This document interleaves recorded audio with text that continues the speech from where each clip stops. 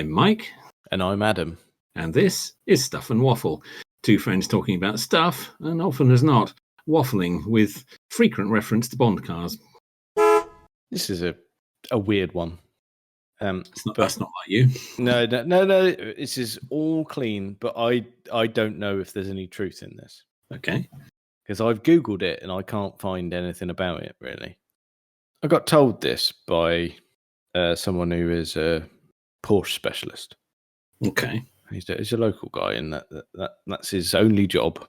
But it was about how the Porsche logo, well, not so much the crest, more the wording came about. Right. In terms of font rather than spelling. And it was, he said, and I really hope this is one of those things, I really hope it's true because it's such a simple idea. But someone wrote the word Porsche on an elastic band and then just pulled it apart to give it that look of the font that it's got. Oh, I hope that's true. Yeah. I hope that's true. Yes, because it's very kind of stretched, isn't it? Yeah, and like I said, I've Googled it, but I just can't find any sort of stories referencing it. I'm thinking he must have got it from somewhere. Well, I suppose to be spouting that story. I mean, it's quite obscure, isn't it? But I mean, wherever you see it, it is that stretched, very wide lettering. Yeah. So it would make sense. I mean, I guess the way to perhaps check would be to go back and have a look on the very, very first Porsches and see if it was the same. But I guess it could have been done at any time. Well, that's it. I don't know whether this discussion predated them putting the badges on cars. So it's yeah, I suppose. Because if let's fire up a picture of I hope that's true. Let's fire up a picture of a 356. And you go, no, even that's quite stretched. I mean, the 356 badges are a bit different because there's not individual letters. They've got that bar that runs underneath the word to sort of make it all one badge. But yeah, I like that story, and I want it to be true. So I'm believing it. I'm happy with that. You're going to believe that, and you're going to proliferate that rumor, even if it isn't true. Yes. Well, that's it. There's no point if I said it's true. I just want it to be, so that's fine. Very good. I've just found a page about the font, but it doesn't mention that, as you've said.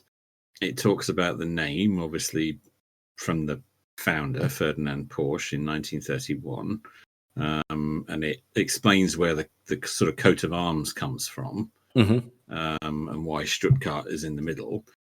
But yeah, it doesn't. The Porsche, the font, it says is called 911 Porsche with an A. And you can download the font for free from their website, apparently. Really? But you can. Which is surprising. But yeah, it doesn't say the origin of the actual font itself. Okay, I tell you what. On a rubber band and stretched it. That's wonderfully simple. If that is true, I'll tell you what. One, I don't know if it even had it on the car, but do you remember the Type 64, which was supposedly their first car? Was that the one? Oh yes, okay, yes. I've just looked it up. Yes, okay. It looks awful, but yes, it's a starting point. It is, yeah, absolutely. And the DNA's there. We'll give them that. Oh yeah, you can tell it's a Porsche, but then you can if you look at a VW Beetle as well. That gets us into the whole Hitler area, and we don't want to do that. It's either the Hitler area or the Clarkson area. So you've. Oh, but they're very similar. Oh God. Yeah, it's a dictatorship wherever we end up. Yeah, it is really. Yeah, absolutely. One got slightly further than the other, but trying to find a picture of the front end of it actually, and I think I have. Here it is. Because it doesn't look overly stretched on that.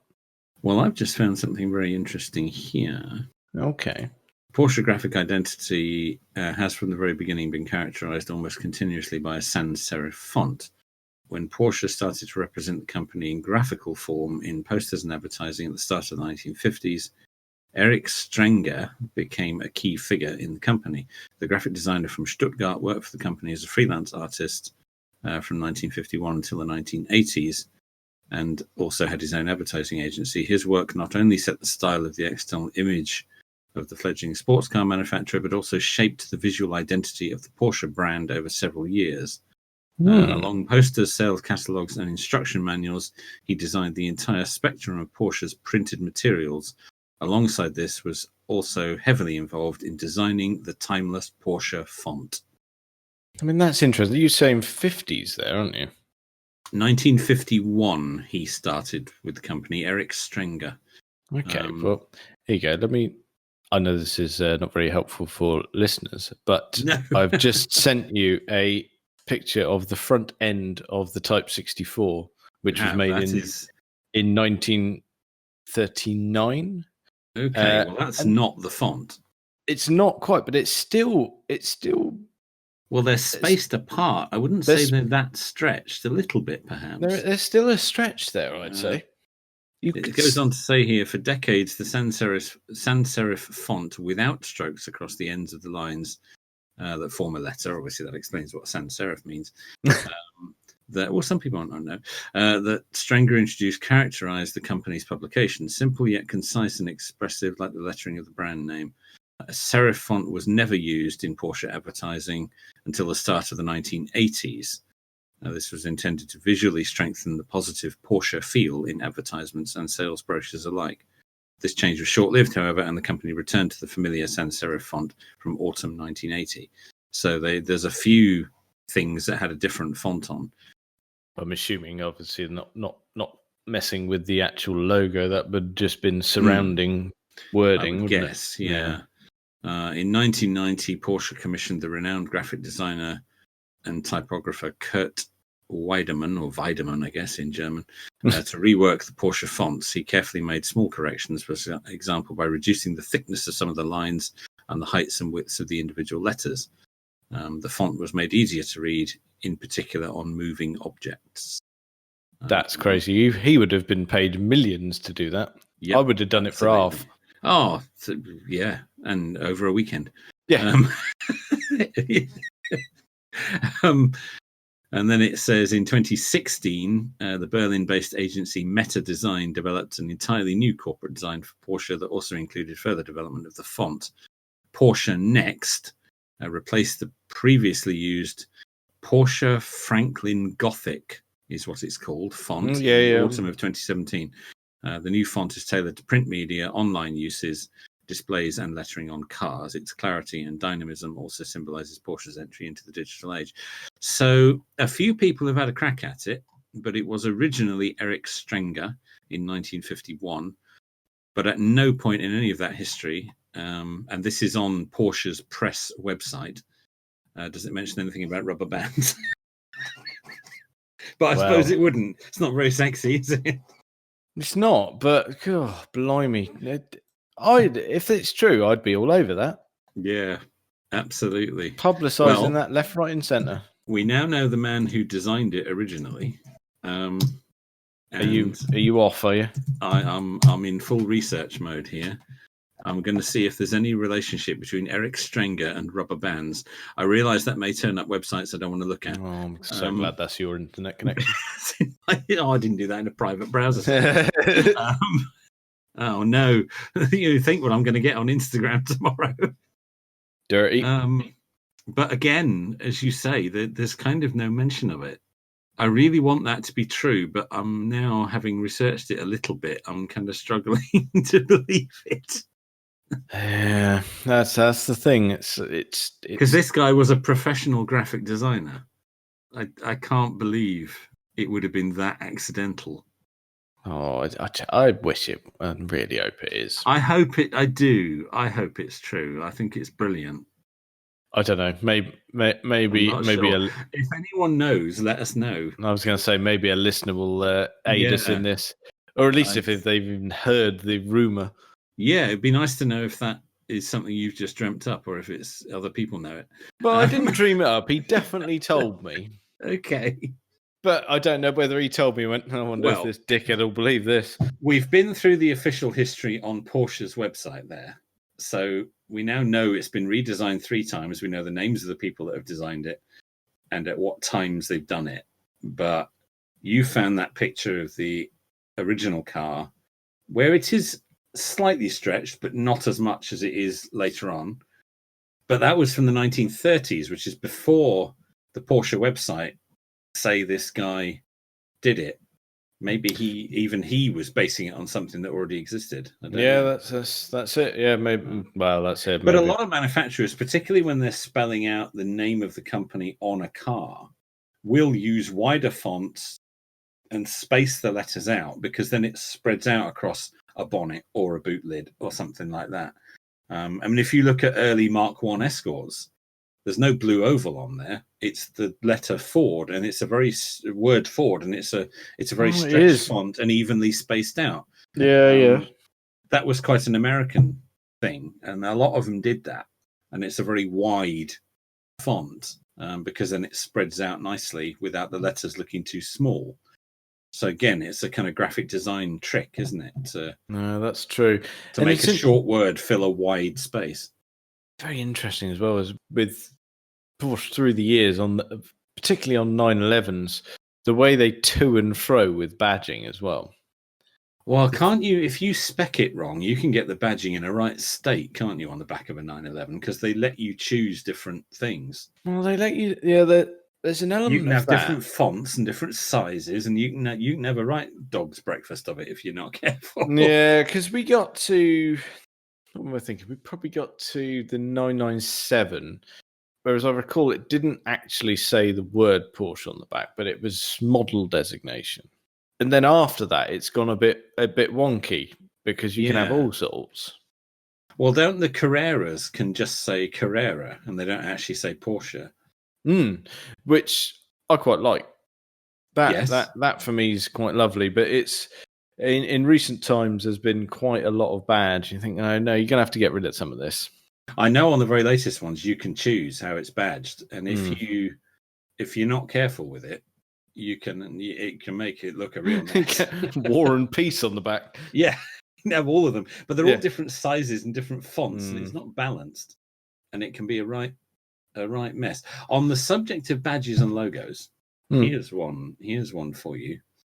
What's the only car company that uses 2 different badges at the same time, often on the same car? Only car company that uses 2 different badges at the same time. No, I'll draw a blank. There will be here all night, I reckon. Jaguar. They have the Leaper, and they also have the Growler, which is the face of the. That's what it's called. That's what it's called. That's what something else is called. Yes. I know. I wasn't going to bring that up, but trust me. Sorry, I couldn't. That's what it's called. You look on the Jaguar press site. That is what it's called. I'm on my 3rd beer. You can't use that word and expect me not to snigger. I once replaced the Growler on one of my Jags because it wasn't very well kept. It's got an unkept Growler on your bonnet. Yes. It was on my steering wheel, actually.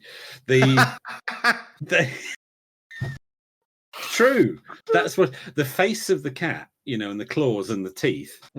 That the round badge, it's called a Growler. That's the official name for it. Oh, someone didn't do their research. No. So that's called the Growler. Well, yeah, but it dates back to like the 1940s, doesn't it? So that's the Growler, and of course there's the Leaper, which is the leaping cat. But they use both badges at the same time on the same car, and I don't like it. That's fine. You're allowed to not. I think they should choose one, and they shouldn't use both. No, that's fine. While we're on the tangent, would you like another use of the word Growler? I would. I know one other use, but I'm not talking about it now. No, not that use. That's the one we all know and love. It's a vessel for transporting beer. Oh, very good. I like that. Is that like an old English thing? Yeah, you'll recognise them. They're sort of it looks like a big beer bottle with a handle, basically. Oh yeah, okay. I got Hmm. you. Like a Yeah. jug sort of thing. Yeah, pretty Yeah. much, yeah. Oh, look at that. And there are microbreweries now that if you buy your own growler, you can pop to them and they'll fill it up for you. Very good. Oh dear, we've strayed into a bad area here. I think we're being informative. I think you very Mm. absolutely. Here's a fun little game.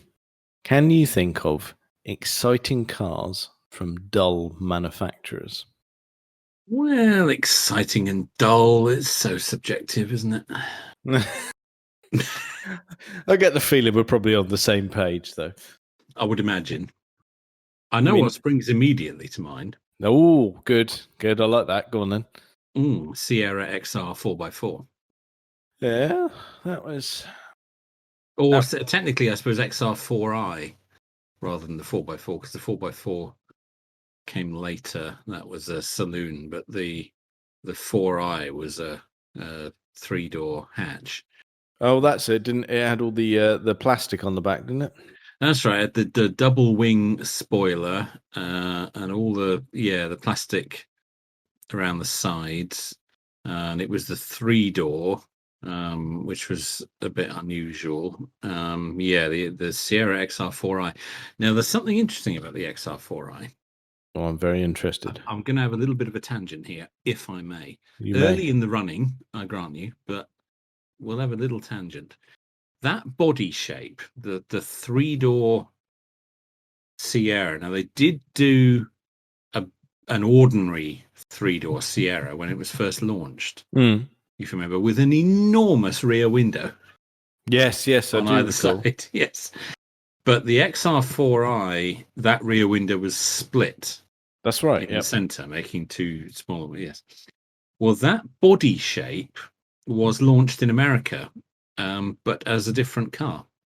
Do you know what its name was when it was launched in the States? And it didn't. It wasn't an XR4i. It didn't have the big spoiler on the back. It wasn't a particularly hot version. Was it the Mercure? It was. Yeah, very good. I'm impressed. Yeah. I'm impressed. And there's one in Seinfeld. Well, of course there is. There's one part in one of the street scenes. There's a Mercure or however you pronounce it, just parked by the side of the road in one of their street scenes. Oh, very good. That'll be Jerry doing his thing again, wouldn't it? They will be Jerry doing his thing. Absolutely, very good. A slight tangent, but yes. So yeah, Sierra XR4i would be my initial thought on that. Okay, that's quite interesting because we could continue that tangent a bit because obviously the 3-door became quite a thing because it became the RS 500 as well. It did, although that was heavily modified. That was quite modified, Yes. but then you could even extend it further than that because the Escort RS Cosworth. That was still a Sierra underneath. Now you see, you didn't pronounce that properly, did you? No, Cosworth. Yeah, Gora Koze. Yeah, sorry. Do try and keep up the standards. Yes. Sorry, yes. Yes. Oh, the Cosworth. Yeah, sorry, me enunciating it. Yes. Don't do that. That's wrong. Yeah, sorry, I didn't give it its full title, did I? Yes. We know where you are now. That's fine. So the Koze, yes. That was a Sierra with an Escort body shell, really. Yeah, it was, wasn't it? Yes, because they put the big wing on the back of the Escort as well, didn't they? Which was a very strange thing. It was. I mean, we can tie that back into ourselves there because that was the first episode we mentioned that. Did we? We did. Okay. Oh, very good. Yeah. No, your memory is better than mine. Very good. Yeah, I think we might have done. Yes, yeah. Well, I mean, all the RS cars, all the Kozes, if you can pluralize that. I'm sure you can. Yeah, I just did. Yeah, I mean, they're all quite sought after now, aren't they? They're quite special, really. Oh, ridiculous money at this point. Yes, certainly. Yeah, anything that carries that name. Mm. Yeah, in fact, the XR4i is incredibly rare now. I mean, you just cannot find them anywhere. No chance really. I mean, No. mainly because, well, the poor thing's rotted away, really. Yeah, well, they come from that era, don't they? I Mm. mean, you don't see many Sierras at all of No, any type. Very occasionally, you'll see one that's been very cared for. Not very often. no, it's a rare thing. Yeah, it No, is. it's a very good shout. I like that. I like a Hmm. strong start with the Ford there. Strong start. And along those lines, and the reason this springs to mind is that I've just seen quite a special one for sale. Would be the Lotus Carlton. Oh, well, that's quite interesting because you bring up Vauxhall, because I had that Yeah, on my list too. But yes, a Lotus exactly. Carlton is very, very special. There's one for sale. It has only done 4,565 miles from new. That'll be a bargain. Wow, £111,000. I was just about to ask whether it would hit six figures.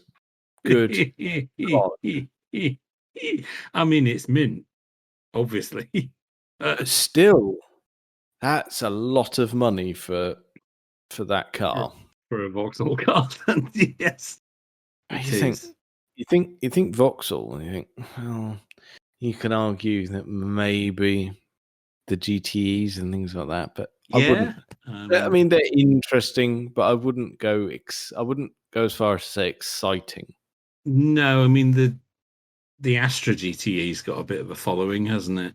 Yeah, I suppose if you go think back to the Mark IIs, they had those digital dash inside, and yeah, it's Yeah, a yeah. bit of fun.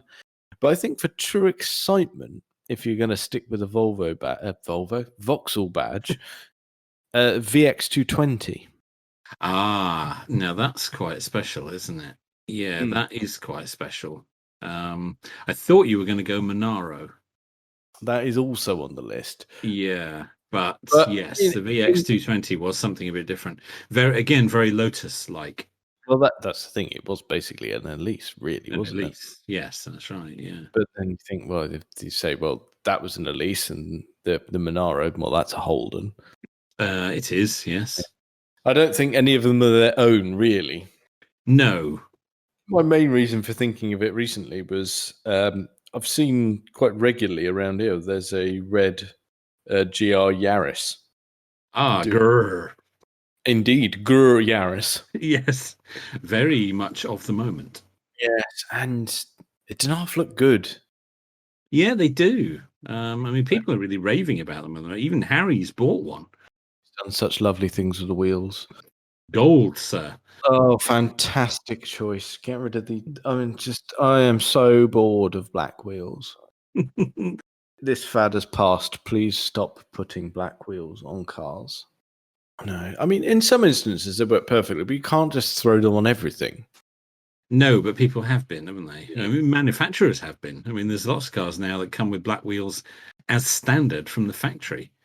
No, it's a very tricky color combo. You can't be It is. just throwing that around. No, you can't. But they have been. But yes, he's had his done in gold, haven't they, to match his Project 8, I believe. Yes, very good choice from him there. That compared to the snooze fest that is the Toyota lineup. Yes, indeed. There's not a lot there to get excited about, is there? Well, they've got the GT86 or the new. They've got the GR86 on the way as well. I think, oh, that's a bit interesting. The Supra I cannot get excited about because too much BMW for my liking. Yeah, it is, isn't it? Yeah, no, I do. Yeah, the GT86 is looking nice. But yeah, not the Supra. It's just too German. And I'm not really that fussed about the German offering as well. The Z4, it doesn't really do much for me either. No, that's never really done a lot. No, I don't think so. I'd rather have an M3, to be honest. I suppose the M cars generally fit into this category. They do, but I'd have to say, even the most off-the-shelf BMWs are, while not exciting, they're actually quite pleasant things to drive. They are. I've driven quite a few BMs over the years of various sorts, and yeah, they are. They're very competent. I mean, even the ordinary ones, even the 2-liter diesels are nice. I don't think I've ever. I'd have to say I do have one exception to the rule. I did drive on 1 Series. That did nothing for me.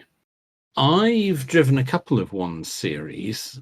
Yeah, one was quite an ordinary one, and one was quite a hot one. The ordinary one, yeah, which was a 5-door diesel, I think. Yeah, it wasn't. I didn't like how it looked. It was the original shape one. I never thought they looked quite right. They were all sort of sagging in the middle. Didn't like the styling of them, but yeah, it was all right. The other one I drove was a 3-door. It was a slightly later model, and it wasn't an M1 because they hadn't done that at that point, but it had got an M Sport pack on it. I drove that down to South Devon and back on a bit of a caper. Very good. Yes, it was a car collection caper, actually. My friend said, who had the 1 Series, and he was going down to South Devon to pick up a car for his wife, which I seem to recall was a Renault Clio of some sort. Yeah, we drove down in the 1 Series, and I drove it back, and he drove the Renault back. That was okay. Quite enjoyed that. I'll tell you what, here we go on a tangent. The rumour has it that the 1 Series was actually a Rover prototype. I have never heard that, but I pray that it's true. Supposedly so. BMW retained it after they sold it. Sold Rover. It was, as far as I know, the code name was R30. Okay. And it was a car that was basically going to sit between the 25 and the 45 and be called 35. Okay. And the prototype became the 1 Series. That's what I've read a few bits about it. I don't know how much truth's involved, but there you go. I hope that's true. That's wonderful.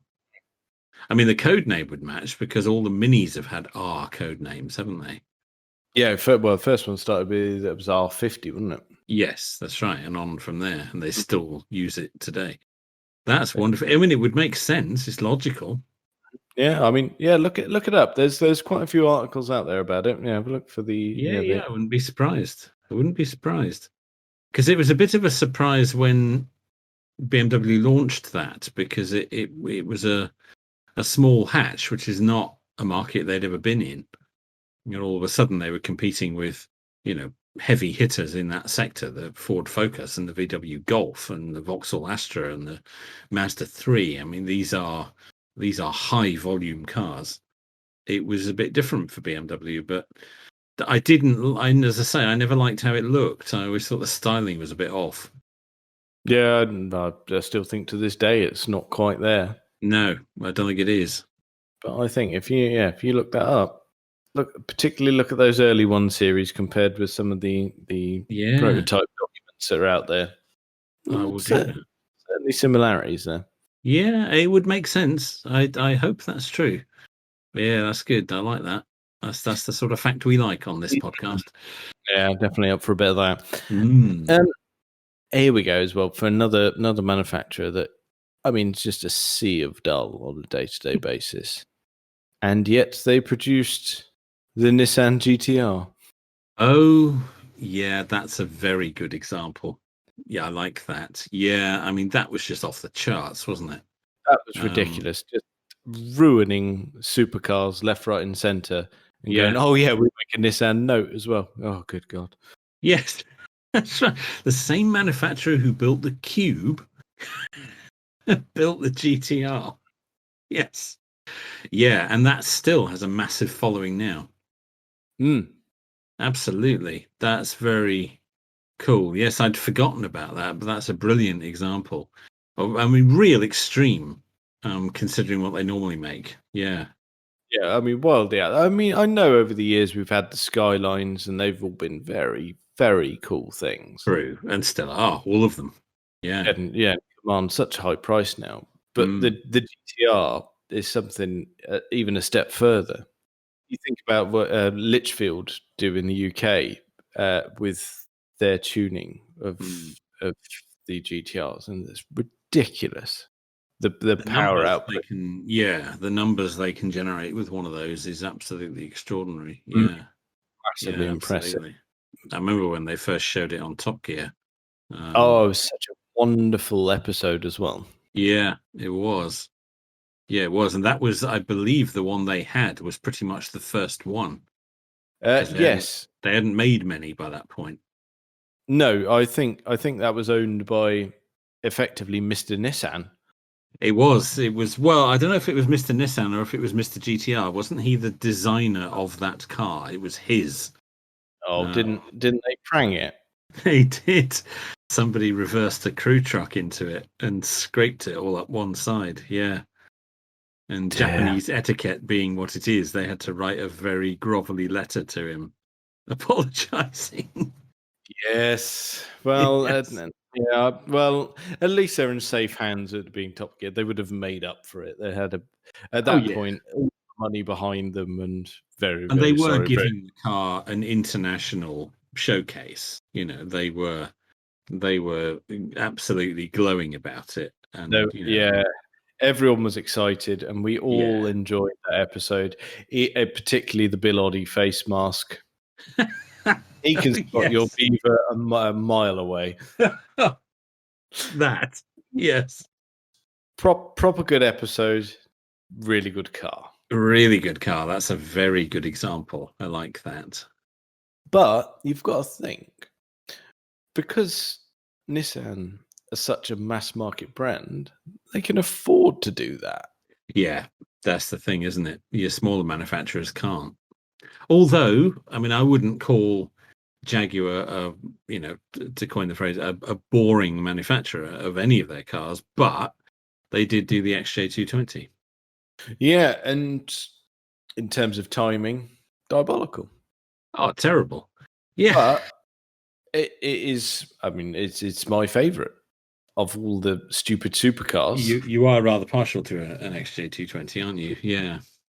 And yeah, you're right. It's ludicrous. It is. Yes, absolutely. It makes no sense. That makes no sense. They got it all wrong. Yes, But it it's was a bit of a failure in certain areas. Yes. well, that's the problem when you look at it and go, it's got the engine out of a Metro in it. Yeah, granted, it was quite a fancy Metro. Yes. But there we go. No, Hasn't it got the rear lights from a Series 1 Mondeo? no, the rear lights are from a Rover 200 of the R8 variant. They are. Yes. Sorry, I'm thinking of the Noble that Yes, had that's Mondeo rear lights. Yes. right. Yes. And it had, as I recall, as many cars did at the time, the wing mirrors of the Citroen CX. Yes, I've heard that. Yes. Which can be found on Aston Martins. Can be found on the Renault Spider, the one that didn't have a windscreen, and also the McLaren F1. Yes. Part spin specials. Well, there's something about the shape of them they quite liked, wasn't there? Yeah, something like that. Plus, I imagine they were quite cheap, which probably had a bearing on it too. Oh, that must boil Gordon Murray's piss to know that that's on his McLaren one. Yeah, but it's going to happen, isn't it? It's going to happen. Little things like that, they are just going to buy in. They've only got so much budget, and if an acceptable part like that can be found from someone else, they're just going to have it. Exactly like. Yeah, you're not going to spend your engineer's time designing a wing mirror or an indicator lens or just a windscreen wiper bracket. You're just not. You're going to buy it in from someone else. That's the trouble, isn't it? It's Ian Callum made this point a while ago that the problem when he re-envisaged the Vanquish, the Callum Vanquish as it now is, a car that he designed originally. And he said, well, I would have done this different, I would have done that different, but he accepts that the Vanquish was a a mass market, for Aston Martin, a mass market car. Mm. And, it doesn't make sense to have a bespoke rear view mirror or a bespoke, alloy wheel nuts or a bespoke windscreen wiper and things. They have to use them from what they've already got. Otherwise, the car would become so expensive, nobody would ever buy it. So, some of the design features have to go out the window. Otherwise, it just doesn't make sense commercially to build it. It's a reality, unfortunately, which is why he now says he doesn't want to do any more designs for OEMs because you have to make too many compromises to make the thing viable. Yeah. And you'd rather do low volume stuff where the price is high enough that doesn't matter. And you can do bespoke for everything. But when you're trying to hit a price point to make it actually make sense in the marketplace, you have to use what's on offer. Well, that's it. And like we said, we jest about the Jag and the McLaren. They were all so low volume. You have to. Yeah, and these are not companies with a lot of money. No. And you think, well, obviously Jag could borrow from Rover, so that's at least in the same country. Remember, the McLaren borrowed its indicators and side lights from the Lotus Elan, the 90s one, the M100. Yeah. But you look at a lot of cars of that era. I mean, you look at Lotuses of that era. I mean, they're full of bits from other manufacturers. Oh, yeah. Oh, you'll like this. On the topic of that Elan, the M100, did you know that it was also sold in South Korea as a Kia Elan? Really? Really? I did not know that. Wow. Not a huge amount. I think probably not even 1,000. Probably even less than that. They were sold as Kia Elans. But that's the era when Kia were just making dog muck. This is true. Wow, that's amazing. That's a revelation. But it was a mishmash. I mean, the engines in that were Isuzu. Yes, true.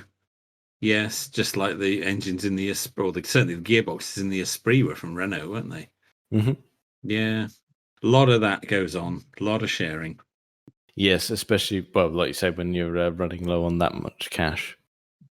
Yeah, when you're talking about companies who are trying to put out a car that they can't really afford, they're gonna do that. Yeah. Wow, when you think that last Elan, that was it was front wheel drive. Yeah, it was. Yeah, yes, that's true. Deeply compromised. Not so good. I mean, I think, if my memory serves me correctly, that the Kia Elan came about because it flogged rights to Kia mid-90s. Okay. Which is why it looks like it does. Identical. Yeah. Well, again, neither manufacturer would have had any money to do anything about it. Oh, and like you say about part spin specials and Renault parts, it had the rear lights off of the GTA Turbo that ultimately became the A610 Alpine.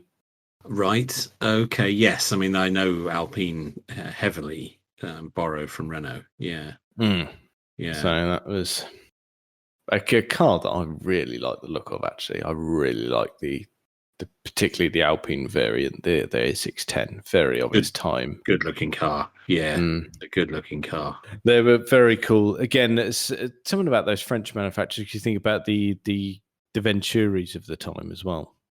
Yes. Lovely looking things. Yeah, the Atlantique. That's the one I'm thinking. That's a lovely looking thing. You mentioned Kia. I did. If I could just mention the Stinger. Very good, marvelous shout. Yeah, the Stinger is a gorgeous looking car. Yeah, they've nailed that. They absolutely have. But when do you ever see one? I mean, I've never seen one. No, I don't think I have in for real. No. They just, and yet by all accounts it's brilliant, and it was a total sales failure in the UK. And I don't understand why, because it's gorgeous. That's the trouble, isn't it? When you're spending that much money, do you really want to buy a Kia? It's badge, isn't it? It's a badge problem. Yeah. Yeah. the badge problem. They almost could have done a Lexus or done an Infiniti and come up with another brand for it, because it's just, you stick that Kia badge on the end of the bonnet and it'll turn off a huge number of the car buying. It's not. No, it's not going to work. I won't have a Kia, even though it looks fantastic and by all accounts is a really good car. Well, that's the thing. You think about the Kia range and go, "Oh, it's a sea of dreary," but they're styling-wise, they're not bad cars. No, not anymore. They're getting better all the time. In fact, their electric offerings are superb. Oh, yeah. Their latest one, is it called the EV5 or something like that? Oh, yeah. Their latest sort of concept thing that they announced, wasn't it? Lovely looking thing. That looks lovely. Yeah, I think their design language at the moment is brilliant. Certainly their battery and drivetrain tech is fantastic. I mean, they are second only to Tesla at the moment.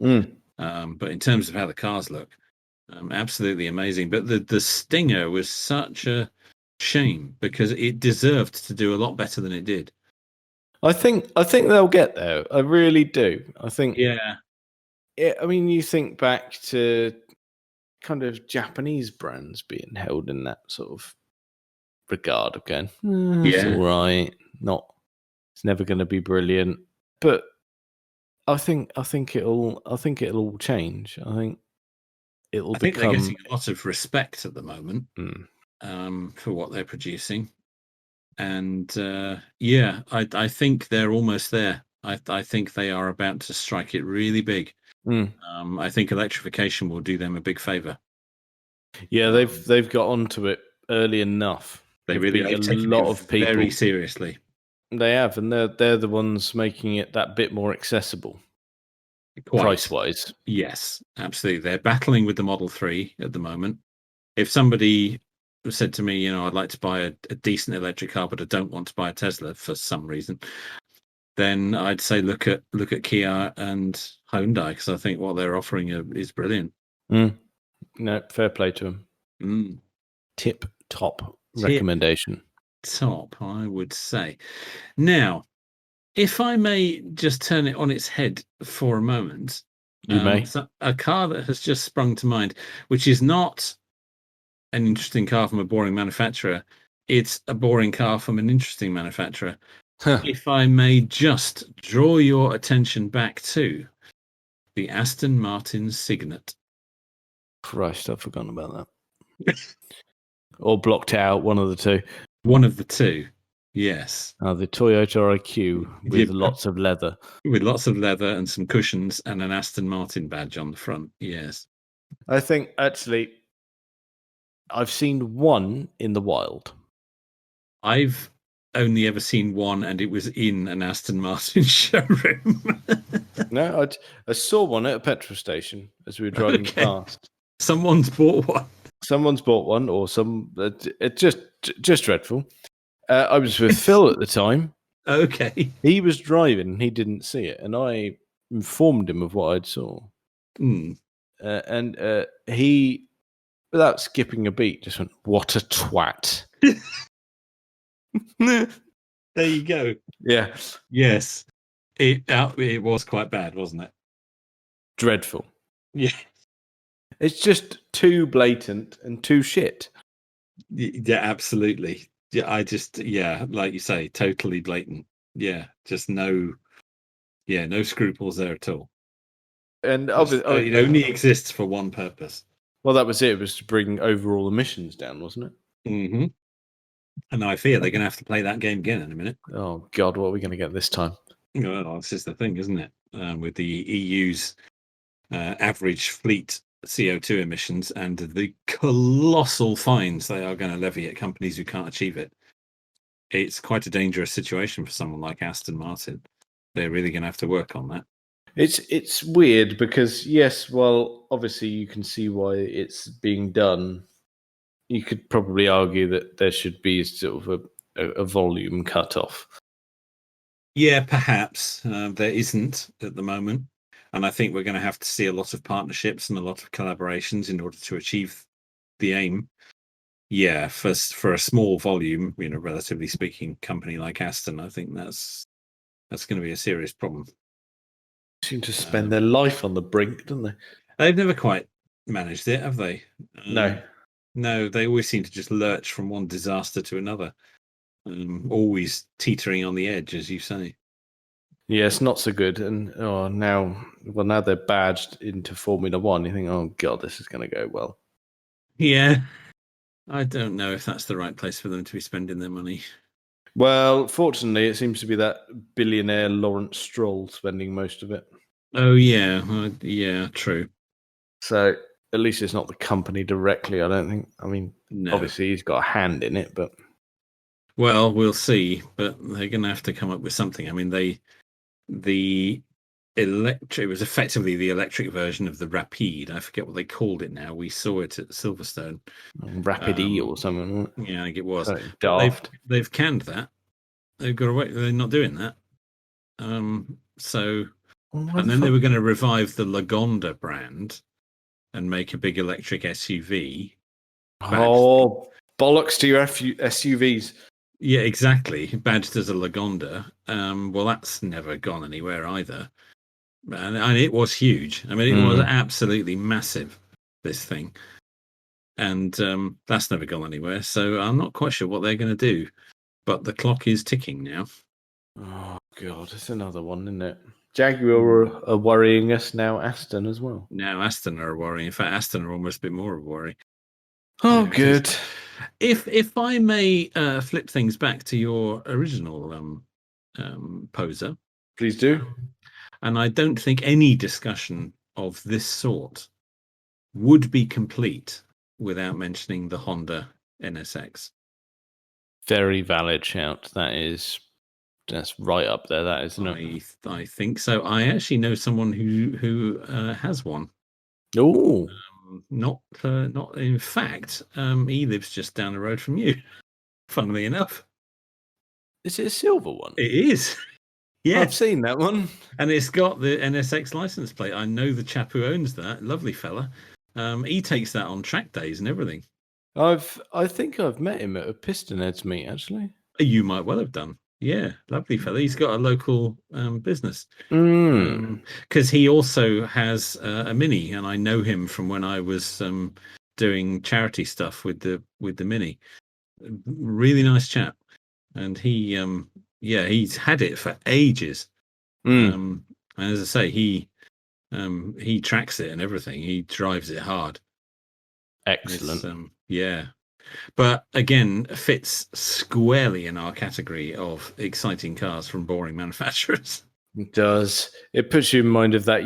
There's a video of it on YouTube of Ayrton Senna thrashing one around Suzuka. Yeah, in moccasins, because they do a lot. They do a lot of filming of what his feet are doing, and he's wearing some diabolical footwear. Of course. Yes, but there's a lot of the time, again, racing drivers of that era, while fabulously talented, not style gurus. No, not the priority, really, is it? No, not the priority at all. There is a car that we've mentioned before, but again, squarely fits into this category, so we should touch on it. The Ford GT. Yes, well, that's definitely something exciting from otherwise dull.